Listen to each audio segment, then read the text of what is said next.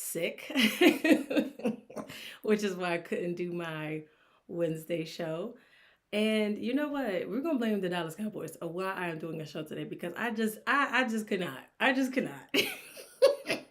I could not let this day go by without me getting on here and streaming because the Dallas Cowboys decided to break the internet. They chose today. Today, when college football is kicking it off, they decided, you know what? Let's bring the attention on home. Let's do it. Let's do it. So we're gonna take the attention and we're gonna do what we do best. Okay. So I'm here. I'm here. I'm here. I'm here streaming. Very, very sick. Please bear with me. Just bear with me, okay? I'm gonna try not to cough and do all those things because I want to get through the topics. I'm probably gonna keep it short. I know I always say it's gonna be short, and I get the yapping, but for the sake of my throat and for the sake of me not trying to cough, it'll probably be a short show. We have a lot to talk about, a lot to get into. The drama is heating up in almost all of the sports, okay? In almost all of the sports. So let's go ahead and get into it. Welcome back to the Daily Dose with Des. You know what I gotta do. You know what I gotta do before we hop on into the show. Okay. Admit it. Turn it up, turn it up, turn it loud. Got you feeling so proud. This is how we do it now. Daily Dose with Des.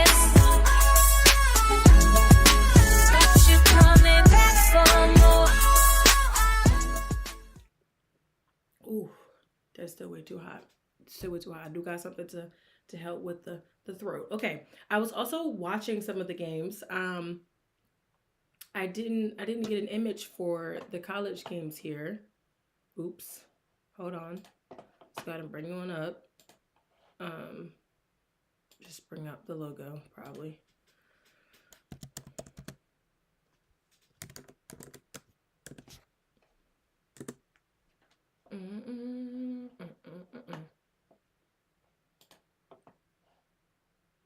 Perfect. Let's hope this image doesn't get huge like it normally does.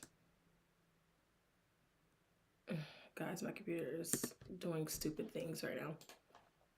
I normally give you some type of like motivational thing, some type of speech or whatever before we get on here, and I guess I can do that while I'm trying to load up this image here.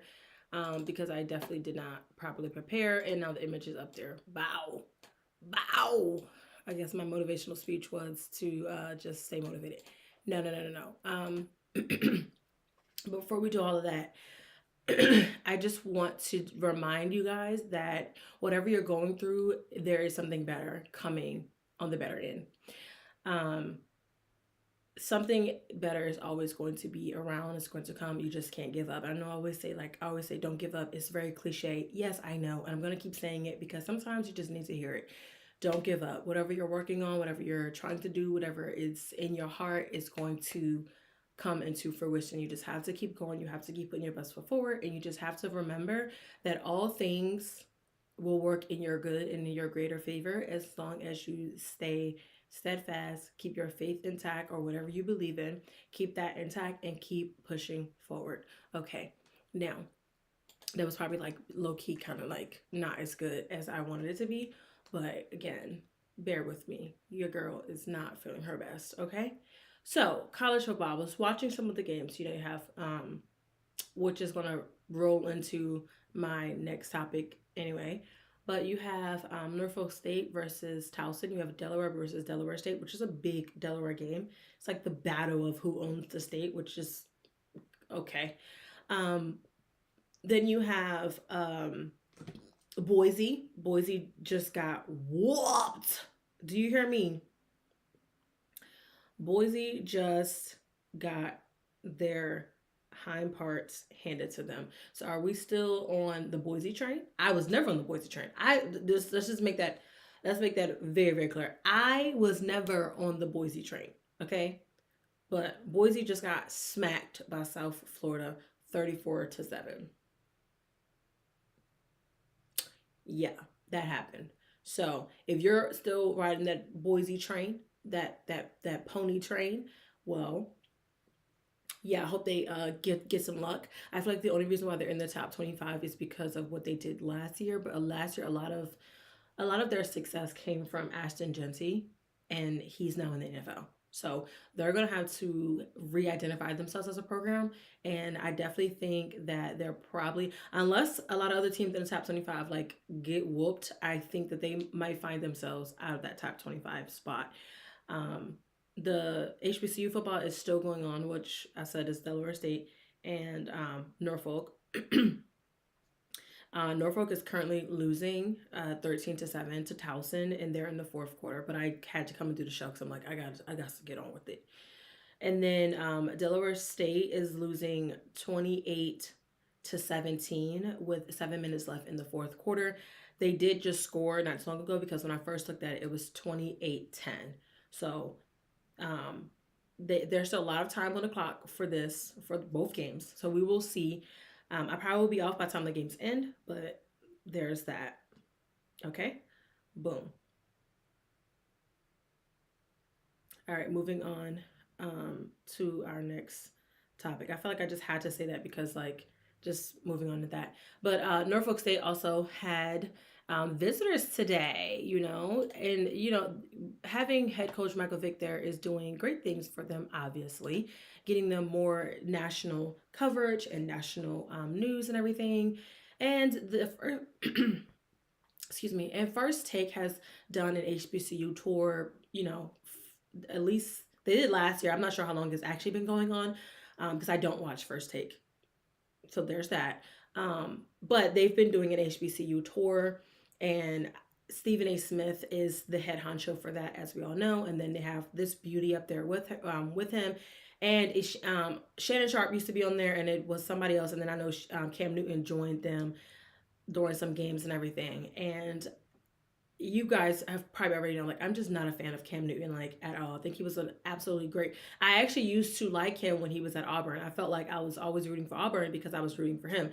But now I am not a fan. I'm not a fan. Like, it's just like when you find out who people really are, you can choose to be fans of them and support them or not. I'm just not a fan of him. He does say some great things when it comes to football. Some great things, not all. But when I look on the grand scheme of things, like the way that I just can't get down with the antics and what he does to women and how he speaks. And then, of course, he's like ramping off and popping off at the mouth about Jalen Hurts and whatever the case may be. It just, okay. And everybody keeps saying he don't care, but he's doing it for ratings and everything. Well, just find something else to talk about it. I think when you just have a person that you don't really like or not too fond of, it's really hard for you to actually watch content that they're a part of because it's just like, and obviously before the haters get up on here, it's like, he won't even know who you are. We don't care about none of that. Okay. I don't care. Okay. I don't care if I have 2 followers or 2 million followers. I still just don't like him and I don't support whatever he does. That's just on that. Okay. But he was saying before I seen clips on it on TikTok. So only reason why I see most of his podcast stuff. And I think his podcast is called 4th and 1, if I'm not mistaken. Let me know if that's correct. But he was talking about how he tried to do a college game day pitch or whatever to be a part of college game day. And they said no, essentially. And then he was like, well, I'm going to start doing it for HBCUs and da-da-da-da. It's like, because they said no, you decided you want to do something for HBCUs. It's like, but you weren't even thinking about HBCUs. He really took me when he was like North Carolina A&M because I'm still wondering where that school is. What college is that, right? And of course, most people love it and everything. And for me, I just felt like there's a lot of other HBCU platforms, specifically ones that are geared toward game day, HBCU game day, that already exists and it's been around for what, 20 plus years now, so 2 decades or whatever. So it's like, so instead of you trying to fit in or take something where you really didn't fit in at, you decide that you want to you want to do it. But like I said, there's lots of HBCU platforms that are already doing these things. And instead of him taking himself, his personality, his clouts, because let's face it, he does have some clout because, he's also like one of those people, whether you love him or hate him, you're going to tune in and watch, unless you just are just simply not a fan and you don't watch. But instead of him taking himself and putting himself and asking, hey, HBCU Game Day, let's do something big. Let's turn y'all up a notch. Let's crank this up a notch. He decides that he wanted to do something for himself. And now First Take has signed him on multi-million-dollar deal, blah, blah, so he can take care of all them churn that he got, like 7+ kids. He need to take care of them. So now he's a part of First Take, and he'll be on all the HBCU tours and doing whatever he said that he would do on his podcast, I guess. So congratulations in that aspect, I guess. But I hate the fact that we overlook a lot of the organizations and a lot of the media outlets who are already doing these things. Like, you didn't just magically wake up and have that idea. You didn't just magically wake up and suddenly you want to start doing HBCUs. You only wanted to do HBCUs because you were turned down by the others. Not because you really wanted to do it. Because if you did, you would have, I don't care if you're excited or not, you would have at least done your research on how you could better help the HBCU platforms in that manner. So, whatever. But they were there at Norfolk State in the gym. I think they did a really good job. The school did with getting the students and getting, everybody there to be involved. And it's really cool. I do hope that more comes from it for them. Obviously, them having Mike Vick as the coach has really amplified them and really blown them up a lot. I wouldn't say not as much as when Deion Sanders went to Jackson State. I don't feel like there's even a comparison there. And that's just my opinion.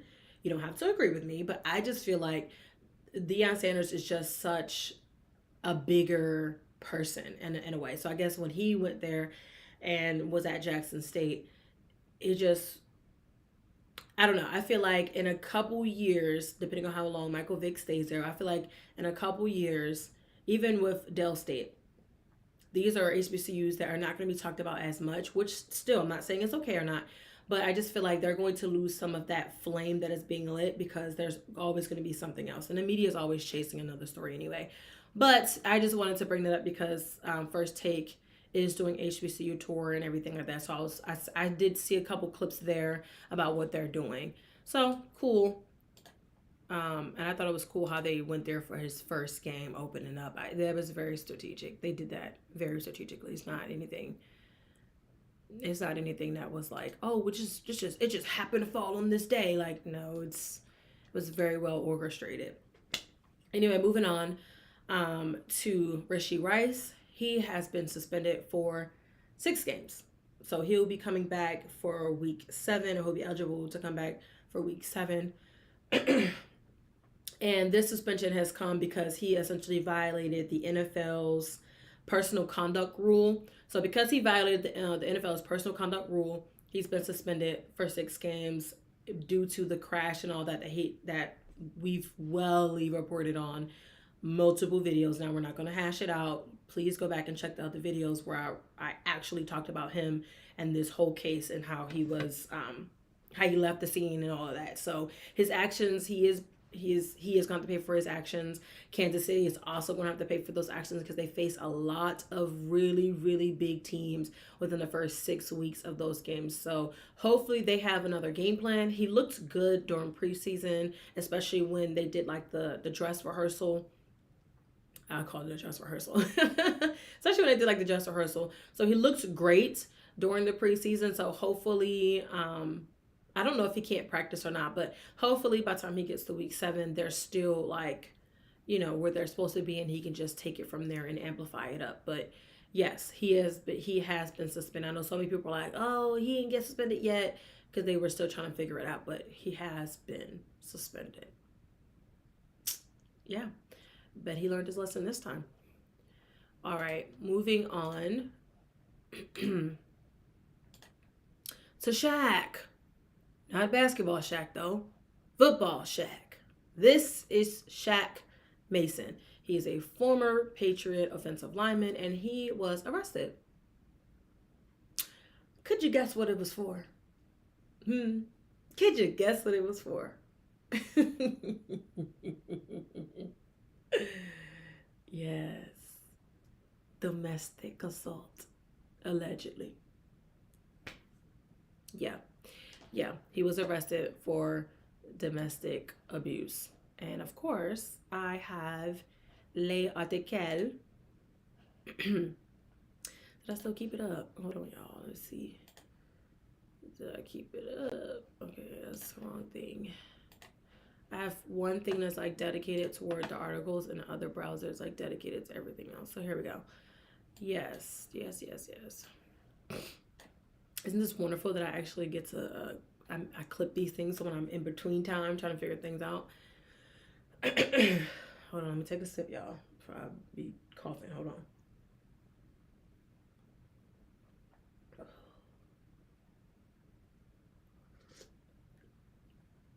It's still so hot. Okay. It says, Shaq Mason's Wednesday morning arrest stemmed from a violent incident he had with the mother of his child at her Franklin, Tennessee home. Here go another Tennessee. Here go another Tennessee. Yeah, better stop playing. Tennessee arrests people. Stop playing with them people. Stop playing with them people, okay? And I know it says here the mother of his child, but it did say that that was his actual girlfriend. So whether we say girlfriend or mother of his child, I like how they didn't use the word baby mama in the article. Thank you. Thank you for that. Okay? Thank you. Thank you very much. But anyway, going back to it. He was arrested Wednesday morning from a violent incident he had with the mother of his child / girlfriend at her Franklin, Tennessee home. According to the documents, Mason broke into the woman's residence at around 3:11 a.m. He made his way into her bedroom and choked her out. Then he allegedly punched the woman in the mouth before stating he was going to her. Word starts with a K.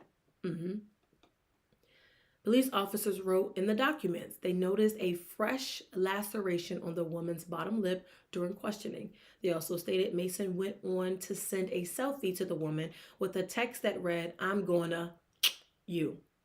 It starts with a K. Mason, who's still in police custody as of late Wednesday afternoon, is tentatively due in court for a hearing on the matter in October. Okay, and then it goes on to give a little bit about his history. You know, he helped Tom Brady and the Patriots win 2 Super Bowls. 2 Super Bowls. So,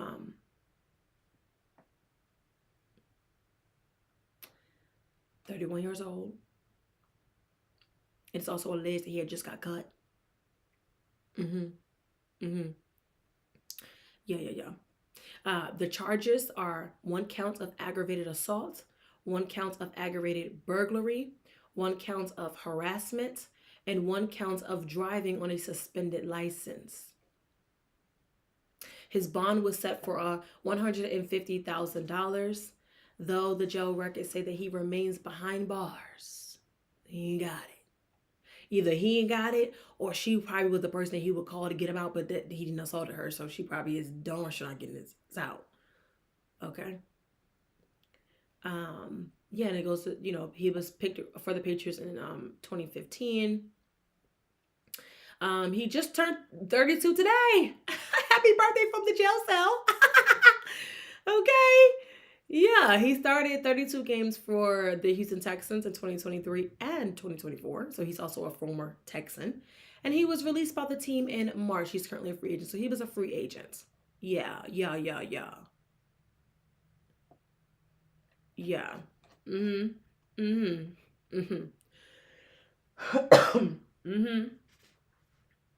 Arrested. Right where he need to be. In the jailhouse. Yes, sir. So in my mind, this is what happened. I don't know how he got there. I don't know how he got there. I don't know if he's living. They didn't say if he was living in Tennessee or not, but he went there, broke in there, and was like, choked her out. Big as he is, choking her out. in her sleep, 3 o'clock in the morning. I'm gonna get it. That's what he was doing. That's what he was doing. Punched her in the face. That's what he was doing. That's what he was doing. And it's given maybe not the first time. Again, this is all alleged. It's all alleged. But it's also from the police documents. If you don't believe me, search them yourself. Shaq Mason. Okay? Okay? So, big as he is, I wish I would have known what she looked like, but big as he is. Hold on, y'all. My sister called.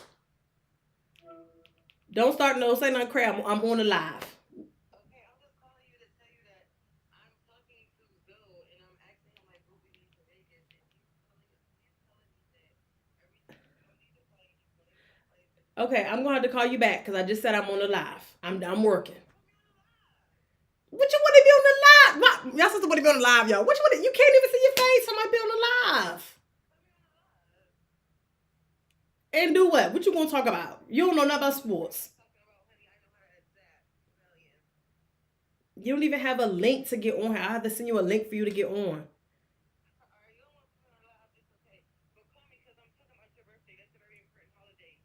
Okay, when I'm done the live, you hold on my time. I'm almost done. All right, hurry up. Thank you. What's up? Goodbye, bro. I'm thinking something wrong with you. Bye. Sorry, y'all. It was my sister. When my sister, listen, my family members call at random times at night. I don't be knowing what's going on. All right. But, yeah, he's at the jailhouse where he belongs. He's at the jailhouse where he belongs. And that's next home. You know, he going to be there. Okay. Next. I can't believe that. No, I can't believe that. I can't believe that, actually. I can't believe that. Ha!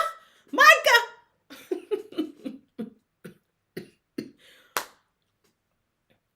The Dallas Cowboys decided they wanted to break the internet today. Yes, they did. Yes, they did. Yes, they did. So previously, I said that I felt like Micah Parsons and the Dallas Cowboys were going through a divorce. I felt like they were divorcing, and part of me wanted them to go to marriage counseling for them to figure it out, for them to, you know, work it out, for him to get the deal, because Jerry Jones went on plenty of podcasts and kept saying that they agreed on a deal, they had a deal, they were just waiting for confirmation and signature. And then he was saying how the agent told him to stick the contract up his, you know what. And then the agent's going back and forth saying, I ain't say that or whatever. Micah goes to the game, shows up as he's supposed to because he still was on contract. He's laying out, he's being lazy, eating nachos, walking in, Falcons fans saying, come to Atlanta. He's saying, phone me or whatever. So I just felt like it was just a messy breakup and divorce happening. But sometimes they say you gotta mind your business. Okay, you gotta mind the business that pays you, right? So I was just saying maybe hopefully they can work it out. But apparently not. Apparently, Jerry Jones said, I'm done with this. We're going to move on. We're going to hopefully be a better team moving forward. We're going to go hopefully get us some Pro Bowl players, get us to where we need to be, move on to the next point. Micah did request a trade, and he probably was like, you know what? We want people that want to be here, that want to be on this team, that want to play. And I gave him the deal that I said I was going to give him. I was going to guarantee and give him more money than he could ever imagine. Money that he can put in a 7-foot pool and just go ahead and swim in it. I was going to give him the money, but you got to sit down at my table and on my time and do it with me, right? That's how I felt that he was saying it, right?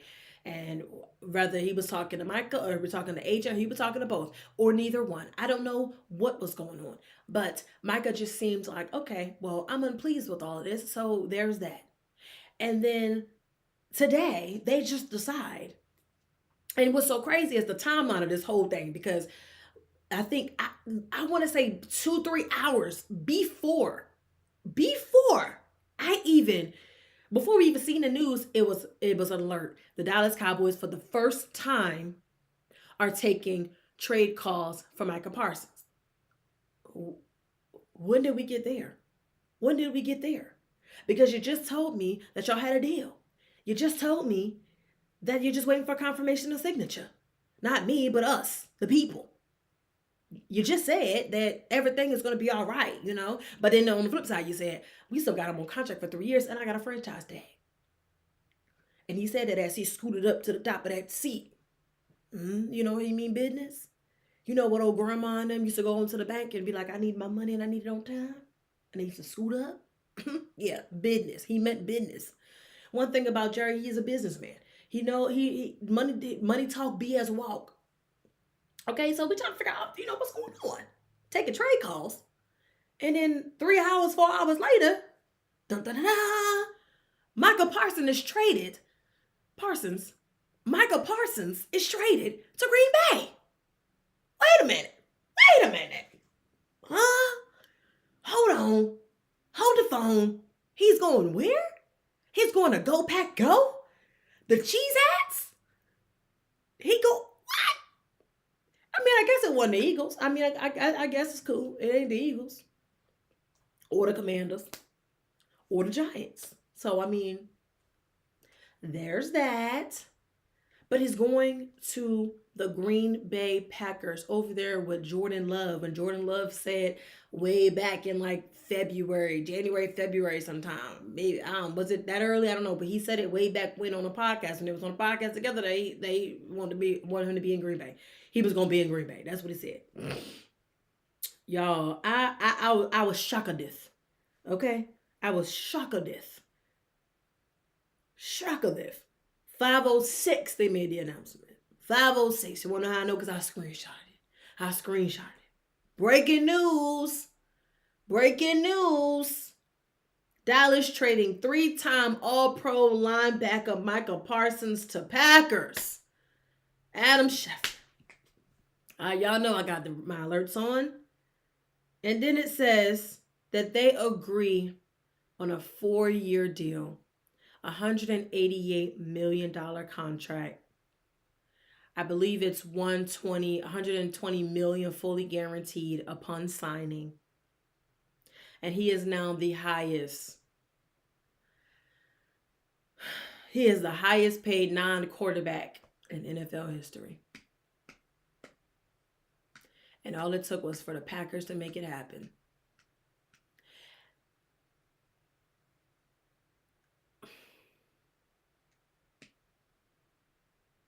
And this is why I got my ASS up and came into the show, because I said, oh no. I said, we got to talk about it on the show tonight. Yes, sir. So 188 million divided by 4, he's getting 47 million a year. Dallas had the chance to make history and to do history once again, and it just couldn't get right. I don't want to sit here and just blame one side of it. I blame both sides of it, but hey, if he's going to be happy in Green Bay, he's going to be great. I think he is going to have some shock value going to Green Bay, because from my understanding, there's not really much there. Not much going on over there. It gets super duper cold and they play outdoors. He's coming from a warm climate where it was luxury. It was luxury. Y'all can say what y'all want, but the Dallas Cowboys in general, they live a life of luxury. They may not be winning on the football field, but they winning in terms of lifestyle and luxury. From what I've seen in terms of like facilities, locker room, and things like that, like they're living it. They're living a dream. They play in a dome. I don't know if it's because it's way too hot in Texas, so they gotta have it in a dome. I don't know. Don't quote me on that. I don't know. I'm just saying they play in a dome, right? So it's air conditioned. Okay, you going to play outside in Green Bay. Outside. So I think he's gonna be a little shocked first. It's gonna take him a while to get acclimated. Okay, but him and Jordan Love, they got a nice friendship. So I think he'll be all right. I text some of my Dallas friends. I say, oh Lord, you got rid of Micah. What in the world? They say they don't care. I say, what now? They say they don't care. I feel like they're just saying that because they don't want to crash out. I see some people crash out on the internet. I say, oh wow. Yeah. It's okay because I crashed out when the Dallas Cowboys got George Pickens. So it's okay. It's okay. Trust me, I understand. Sometimes you gotta crash out. What they say? Sometimes you gotta pop out and yeah. But yeah, they decided to break the internet. And you know what? Job well done.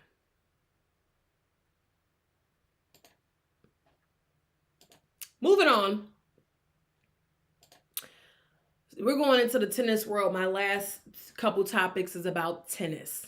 Okay, a sport that we're not talking about enough, but we're ramping it up. They ramping it up. This U.S. Open has got the floodgates of drama opening up. It's pouring and runneth over. Okay, it's not that much, but it's enough that we're talking about it, right? But before we get to that, the GOAT of tennis doing her thing. You know, she did her thing, not doing her thing, did her thing. And now she's doing her thing in other ventures, like GLP-1s. Y'all know Serena Williams, the GOAT.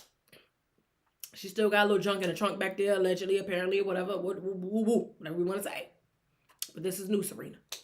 She small Serena.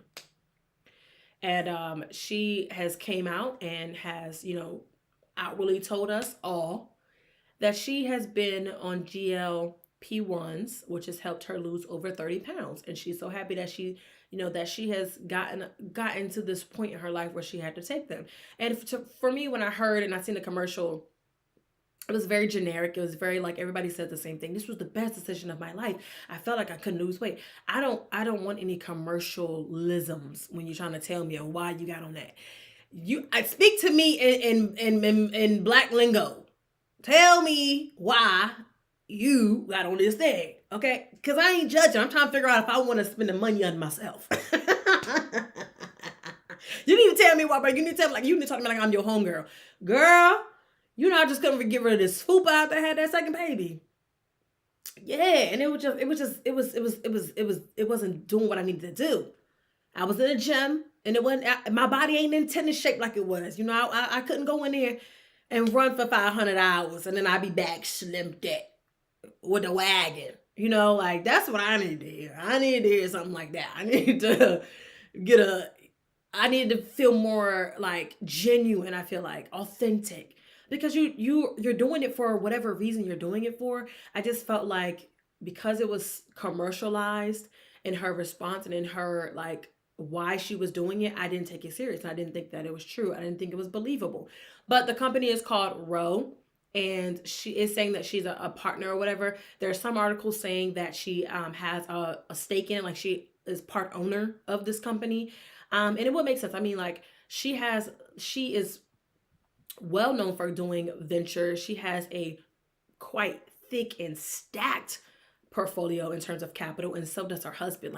They are really good business people, and obviously we know he's a good businessman, creator of Reddit. I think he then sold it or whatever. So they're good business people, and they've been building their business portfolio ever since they've been together. They've been really expanding it even more. So both of their stock is up through the roof, right? And rightfully so, because if your partner can't help you elevate, then you need a new partner. Okay, I'm just saying. But yeah, they're saying that she has a ownership in the company that she's promoting, which is Roe. And they also say if you want to use it, they take insurance, and your insurance may pay for it, right? So, I mean, I think, again, I'm not judging at all. I just wish it was a more authentic type of yes, I'm doing this, because I feel like so many people love her and they want to be like her or look like her or whatever. For the long time, people say they want the Serena body thing. She was a staple in general, and I feel like because she is at that level of goatness, that we would take her saying authentically why that she wanted to get on this. And at the end of the day, she is getting older, and when you get older, I can speak for myself. The way I used to lose weight when I was younger, teens, early 20s, that doesn't happen now. That doesn't happen. And I can only imagine after having 2 children and you're not playing tennis anymore, that getting your body back to the way it used to be is not the same thing. It's not easy. So again, I just wish that it was more authentic, but she has admitted she is on the GLP-1s, which, as people know, is Ozempic is it's a brand. It's a type of the drugs. So the drug is the GLP-1s, and then there's so many different manufacturers and brands and all of that. So she has her own that she is part. She's saying partnering, but they said that she has part ownership in it. So I guess it is partnering, but and again, that one is called Row. So a lot of people are using these weight loss drugs to lose weight, and you do with that as you must. I'm gonna check out the price for y'all. I'm gonna check out the price and tell y'all. Hi, Tiger King. I'm actually live. Yeah, I'm actually live. I got on here late, but I'm sick, so I'm gonna be getting off here pretty soon because I'm starting to sweat. I'm starting to sweat, so we're gonna be getting off here soon. But yes, hello. Thanks for coming on. Like the video before you decide to dip on out of here. But yeah, so moving on to our tennis world. Our tennis world is going up in a doozy, y'all. So the tennis girls, the girls are fighting. Okay, not really, but they kind of are. This is Taylor Townsend. Taylor Townsend is a tennis player. Okay, yes, she's married and she's a mom as well. I know a lot of athletes hate, the women hate that, like saying I'm a mom or whatever. But I say she's a tennis player first. Okay, she's a tennis player first. Thank you. Thank you. I will be, yeah. This is like day 4 of me being, this is like day 4 of me like being sick. So I feel like I'm almost out of the woodwork. So I gotta go to work tomorrow. So we gotta get it together. But I've been in the house. But Taylor, going back to Taylor. So she kind of sparked the drama world of coming into this. What are we doing? What is tennis going on? Like, a lot of people are now looking at tennis and watching tennis outside of Trinity Rodman, because Trinity Rodman is obviously stole the shine over there for the men's US Open because her boyfriend, Ben Shelton, is playing, and she decided that she wanted to get on a flight to come see her man. So Trinity kind of stole and put the spotlight on the US Open. Boom. And then this situation with Taylor came and was like, boom. And it was like, what is going on? So essentially, she was playing against Yelena from, I don't know the country. I forgot it already. Blame the sick brain. I literally researched all of this, and then this is going on here. But I just want to make sure I pronounce her name right. Yelena. And at the end of it, there was some words sparked between them. And I'm saying allegedly because this is allegedly, but there are videos and things as well where Yelena was basically telling Taylor that she was classless, and she lacked education, and that, she was upset. And going deeper into it, she was upset because, one, warming up on the baseline, and basically those those like unwritten rules that every sport kind of has, right? In almost every organization, like even the military has like unwritten rules, right? So like she kind of violated some of those unwritten rules, according to Yelena. That's how she felt. And Elena was like, giving you both sides of the story here, because I know I like to research and note and figure things out before I give you my opinion. Because when I first seen it, I was like, what? She said what? Again, you kind of take things, but you don't act off emotion, you act off facts, right? And another thing, I guess she was trying to get the match point, the ball hit the top of the net or whatever, and Taylor didn't apologize, so she was upset. Yelena was wrong, period. Let's get that started there. She was wrong, period, for the approach, for how she spoke to her, for the way that she carried herself, the unsportsmanlike conduct. Horrible, right? And excuse me. And it was in this climate, you gotta watch what you say. And everybody knows that. You gotta watch what you say, right? So obviously some people took him like, oh, she's saying that she's uneducated and she's classless because of her skin tone, because she's Black, and would she have said that to a person that was not Black or whatever? And honestly, I think that she would have.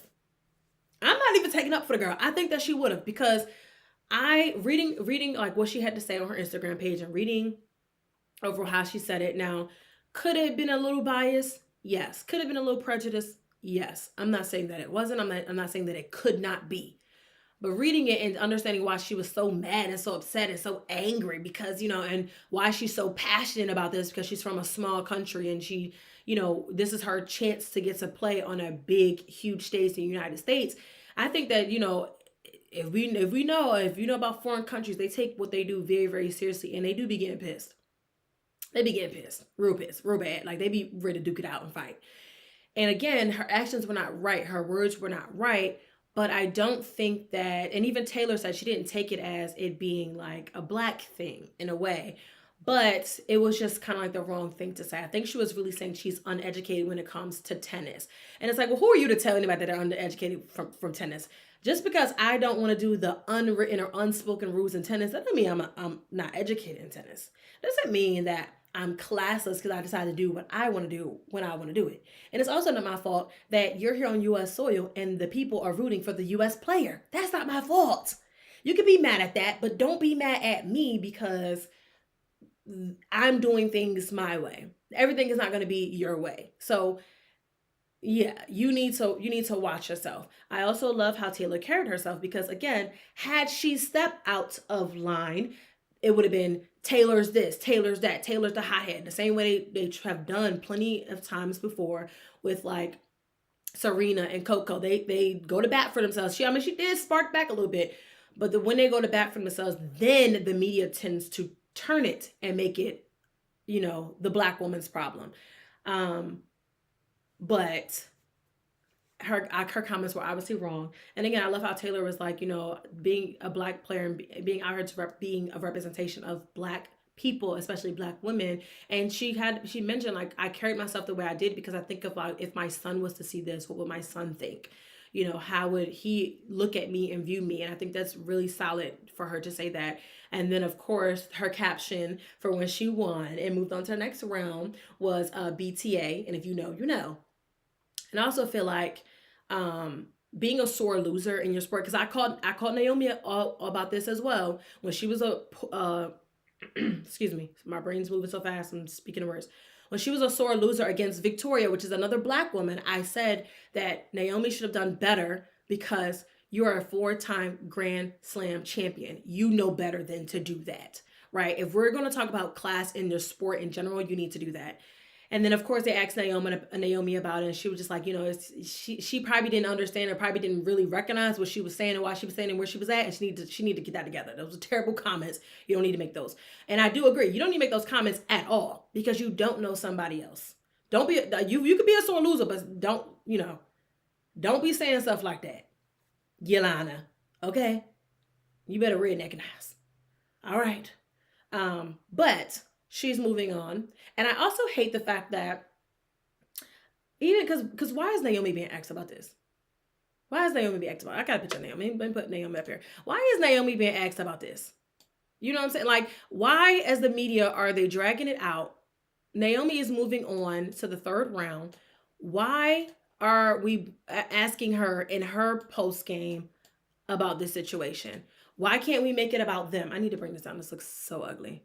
I'm gonna try not to be on my soapbox too much, but it's just a thing. Like, why can we not make their wins about them? This is about them and their wins. The media is dragging it out. Let's celebrate them for winning and getting to the next round because this is the U.S. Open. It's hard enough, right? It's hard enough, right? For these women. And there's quite a few women, and I have an article where I want to bring it up, where I want to celebrate those women because I don't feel like the media is doing it enough. But it's hard enough already, and they've gotten to their next round. They, respectively have won and moved on. Let's ask them more questions about them and their career, especially Naomi. I just did my video the other day when I was talking about her documentary and why I thought it was perfect at the perfect time because you get to see a little bit of piece of her that a lot of people don't get to see and a lot of people don't even ask about. Here Naomi is talking about the Labubu dolls and things, and why are we not asking her more questions about her career, more questions about her bounce back, more questions about who she is as a tennis player and celebrating her for winning, but instead we're bringing up drama with a lady who bags is packed. She on a flight home. We don't care about her. Why we keep bringing her up? Okay? And this is the thing I keep saying. When we got the biased media, this is where we get, right? They need to let me in the room. I need to go to the U.S. Open. I would have a plethora of questions for our queens. I'm just saying. Let me in the room. Let me ask real questions. Questions that's not bringing up things that are trying to give the racial undertone. These women are successful as okay, and they're trying to get through to get to the U.S. Open. Venus Williams is also doing her thing. Okay, let me read the chat for a second. Okay, let me hold on. Let me go up. Let me go up. Okay. Okay, wait a minute. I gotta go up. I agree. I'm just finding out about Taylor Townsend. I just found out about Taylor from this incident. Why did it take an incident happening for me to find out who Taylor is? And Taylor has had success. This is unacceptable. Yeah, the US tennis could have done a whole lot better. If not complaining. Yeah, the refs and that whole thing. The refs with the whole thing should have been. I feel like there shouldn't have been that shouldn't have been allowed, the back and the forth. But again, I get it. It's the sport. It's going to create the moment, but I feel like Taylor is going to be fine. I'm really hoping her and wishing her luck. I don't know if she played today, but I do know that the next rounds are just they're flourishing through.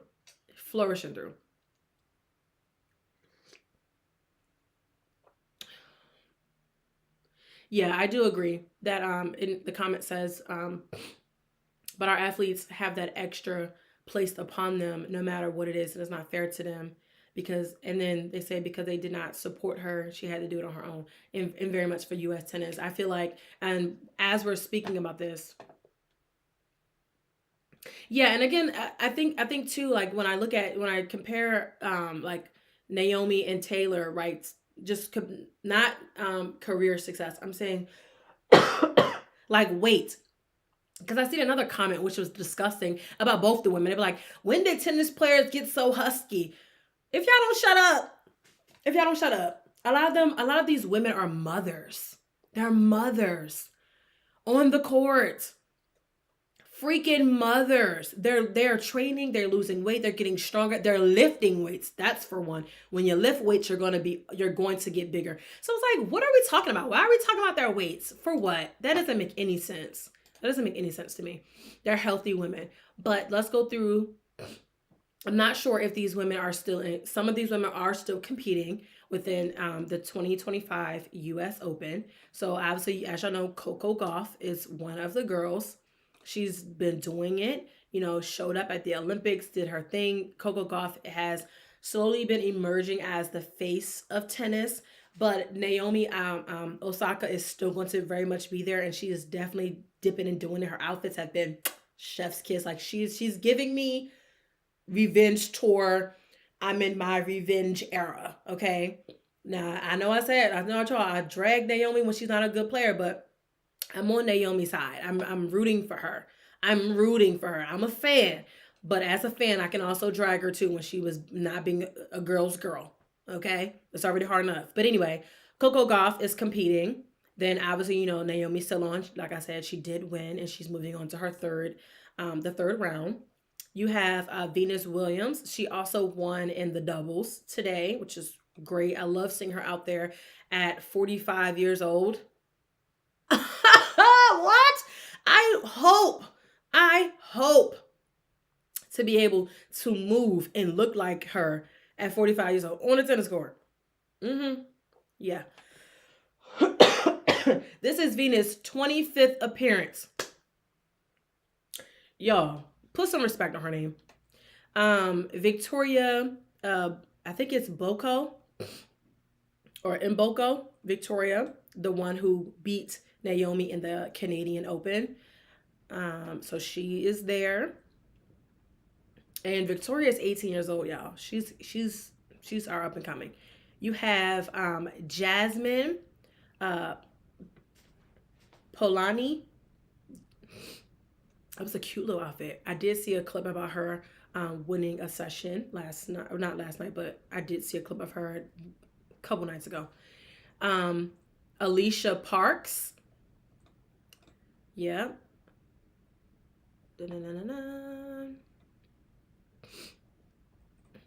And we know Taylor Townsend, Haley Baptiste, pretty girl. Yep. And then we have Cleverly. Oh, I'm not gonna mess up her last name.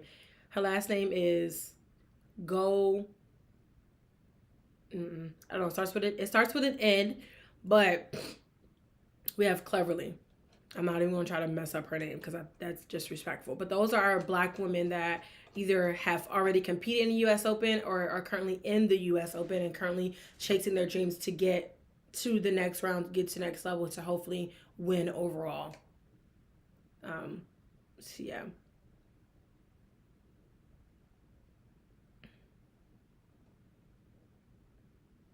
Yeah, and speaking on this last comment, like the players, there's always going to be sparks and things in between the players. Like even Serena is close again with what is the lady's name? One of the opponents that she had an issue with. She definitely has mended those relationships. I don't think that Taylor and Yelena will ever get to a point. They may. I'm not saying that they won't. I don't feel as if that is one of those things that they can become friends in the long term. I think because it was just really overly disrespectful. Maybe they can get past it and get over it. I hope so, because again, they'll see each other a lot. It's tennis. The tennis world is not that big. Like it's big, but it ain't that big. So they'll see each other again. And there's so much that goes on with tennis. So hopefully they can just go ahead and mend it out and just like get over it. But yes, we need to support our Black women. Althea Gibson was also celebrated, and it had HBCU night. I think that was really, really cool. I was really hoping to go to the U.S. Open this year, but next year it'll be on the list. Hopefully I have some sponsorships by then, and they'll be like, we're sponsoring you to go catch the content of the U.S. Open. Okay, so hopefully I can do that. But I just hope that I hope that our Black women have much success in the U.S. Open, because it's just super duper important. I'm going to keep my eyes out on it, and I'm going to bring y'all the news as much as I can. If you're not on Instagram, make sure you're going over there to Instagram, because whatever news I'll have will be posted probably on my story if I can't get it out right then and there before I do a show. So that'll be that.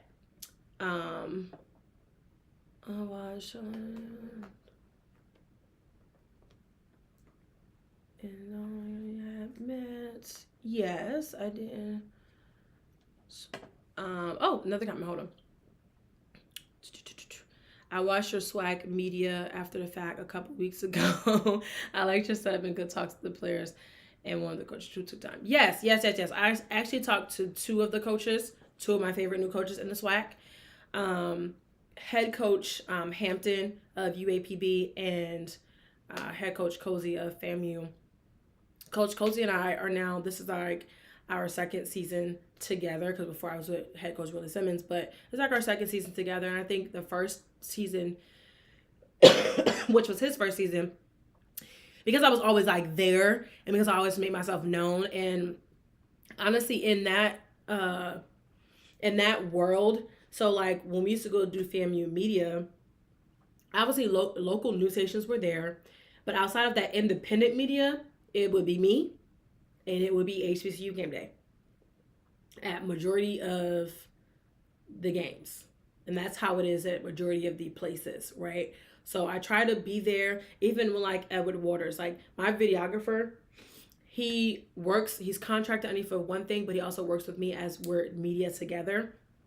So a lot of the times when we go places as independent outside media, I'm literally like, if I'm not the only one, I'm like one of two, right? So for me, I felt like I've kind of earned, and maybe that's the wrong thing to say, and maybe I shouldn't feel that way, but I kind of earned my respect because ain't nobody else here, right? And I still don't get that respect or that recognition just yet, but I think that's why me and head coach Cozy have gotten on good terms of why he actually took his time out when he's supposed to be going sitting somewhere else, because when you're one of the only medias in the room who actually care, I feel like you should want to talk to that person. You should want to take the time out for that person. And that's why I be feeling some type of way when I be like, they ain't want to talk to me. What you mean? Like, not all schools have a lot of media on them. And that's just being honest. A lot of schools do not have a whole bunch of media on them. And I like to be the media in those rooms, in those spaces, because that's who I care about. I care about the voices that are not being spoken up enough. I was one of the only invested media of Mississippi Valley State. I was at fall camp in the heat in the Delta. Okay, like I was there. I was one of the only media. I was the only media, really. I was there. So yeah, I did have good relationship with those people. So, but thank you so much for watching that content. Anything really, it makes me feel so proud of myself. Even like I said, even if I'm on here talking to one person, I'm on here talking to 2 people, I'm talking to 2 million people, I am never going to change. Like, I may get enhanced and get better, but I'm never going to change. Like, those smaller voices need to be heard, which is why I started this platform. Like Edward Waters, who broke the news about their new coach? I did. I got the exclusive on that because only the local news and me, I'm the only independent media that actually cared enough to break that news and then to talk about it and to go and to the Meet the Coaches event and then get their interview. Their interview is exclusive to my channel. So if I see it somewhere else, we're going to have a problem. But yeah, I care about those voices. So yeah. I think she was on outside. Yeah, so if you're talking about the lady that does the podcast specifically for Jackson State, I think it's like The I Love, I think it's called. I don't know, my computer is like going crazy. She Loves Thee. That podcast is always excuse me, it's always on the other side. Like, they have like 3 different rooms for SWAC Media Day on the other side. For sure. And I actually don't know her. I know of her, but I don't know her. Unless I met her and then I didn't know that that's what she was doing. But yes. So they need a better media set. They do kind of need a better media set. I just want them to have better lights. They have 3 big rooms and it's kind of chaotic and crazy, but it's like a really, really fun day. They just need better lighting in there. And it's always hot. It's always hot. I follow all of your socials as long as you guys sells. It's one on IG. Yeah, so I know about that one. The merch lady. Yeah, we're working on that. I'm gonna get my thing trademarked, and then she gonna owe me some money. Yeah, I have a good lawyer, a good trademarking lawyer who's also my soror, and we're gonna get on it. I just had to get some things in order first, but yeah, this brand has been here. It may not have been sports, but it has been here since 2019. And if you can't prove that you've been here before me, then you need to give me my things back. Kind of like how Coach D did with Dancing Dolls. Yeah. So we're gonna work on it. We're gonna do it like that. It would have been nicer to see more coaches come by, but maybe, yeah, the way that they set up media days, like they're on a very strict schedule. And now that the SWAC has their own like network, they didn't really leave a lot of time for them to do anything else. So the coaches that did come by were literally in transition to go somewhere else they needed to go, and they sat down. So I do agree that they should give more time and attention to the smaller medias, but that's just, unfortunately, that's just not how they do it, which kind of sucks. But the 2 that I got out of the 11, that sounds so bad. The 2 that I got out of the 11 coaches were good enough for me, I guess. And I got almost all of the players. So that was, well, not all of them. I didn't get Grambling. I got Southern. I didn't get Grambling. There's a few I didn't get, but I got majority of them. So I guess I'll be all right with that. I would let them know it's independent media. Yeah, it does, but they don't care. Just see. Yeah, I do agree with that in general. Just media women helping media women, but sometimes women in the media space can often feel as though there's like this competition. And I'm not saying that about anybody specific. I'm just saying in general, when they feel like there's competition or you are the competition, they tend to not want to work with you or be with you. And that's just how it goes. And that's okay. But again, this is year 3 for me, and I feel like I finally have my feet in the ground. So we're gonna move forward, and we're gonna continue to elevate the voices that are not heard enough. We're gonna continue to be in spaces and places where we are not in there enough. And we're gonna continue to elevate and do great things as we do. And I said I wasn't gonna be on here long, and I lied because now I've been on here for an hour. But it's okay. I'm gonna get off there now because my throat is starting to hurt. But thank you guys for tuning in. I appreciate you guys. I appreciate you for being a part of this, for watching, for following, for all of the things. All the things. I really do appreciate all the support in any way. It just means a whole lot to me. Make sure you're hitting the like button. Make sure you're hitting the subscribe button. You can find me on all social media platforms at PG Love Sports, or you can type in Pretty Girls Love Sports and you'll find me there. And yes, it will be a good season. I'm claiming it now. This will be a good season for me. I think I'm going to get on here a little. I don't know if I'm going to get on early tomorrow. I'm covering the Duke. Good night. I'm covering the Duke Mayo Classic tomorrow. I may get on here and do an early morning show. Do not hold me on that, but I will be on here early on Saturday because I am also doing Clemson versus LSU. I'm going to be there at both these games. So, but Clemson, LSU, I'm going to be media. So you know I got to do my pregame before I get there. So Saturday morning, I will be on here nice, bright, and early. So put those notifications on so you can find out and see when I'm on here. But again, love you guys so much. Thank you for tuning in. And I will see y'all on